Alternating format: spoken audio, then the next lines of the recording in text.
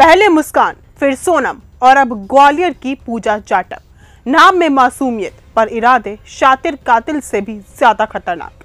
ये वो महिला है जिसने न सिर्फ अपने पति की जान ली बल्कि अपने प्रेमी की मौत के बाद जेठ और ससुर से नाजायज रिश्ते बनाए और जब सास ने विरोध किया तो उसे भी मौत के घाट उतार दिया।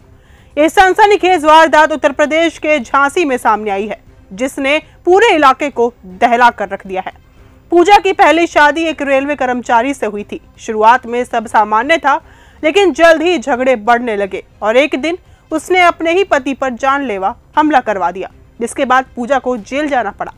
लेकिन जेल ने उसकी सोच को बदला नहीं, बल्कि उसके इरादों को और भी खतरनाक बना दिया। जेल से छूटने के बाद उसकी मुलाकात अदालत के अपराधी प्रवृत्ति के कल्याणम से हुई। दोनों लिव इन में रहने लगे, लेकिन कुछ समय बाद कल्याणम की संदिग्ध हालातों में मौत हो गई।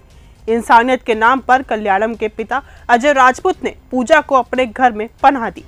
इस बार पूजा का रिश्ता बना कल्याणम के बड़े भाई संतोष से, जो पहले से शादीशुदा था। पूजा ने एक बच्ची को जन्म भी दिया, लेकिन घर का माहौल लगातार तनाव से भरा रहने लगा। इसी बीच पूजा की नजर कल्याणम के हिस्से की 8 एकड़ जमीन पर जा टिकी। वो उस जमीन को बेचकर ग्वालियर में एक नई जिंदगी शुरू करना चाहती थी, लेकिन आड़े में आ रही थी उसकी सास सुशीला देवी। इसके बाद पूजा ने रची एक और शातिर साजिश।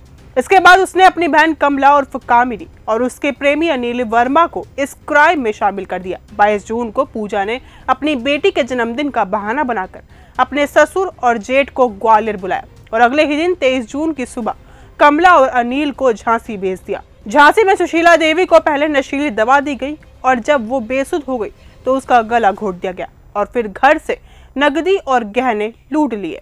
इसके बाद दोनों आरोपी फरार हो गए। इसके बाद जब परिवार के अन्य सदस्य वापस लौटे तो घर का नजारा देख सन्न रह गए।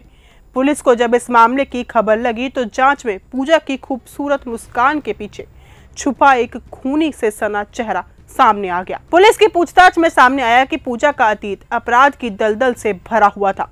अब पूजा, उसकी बहन कमला और उसका प्रेमी अनिल, तीनों को पुलिस ने गिरफ्तार कर लिया है।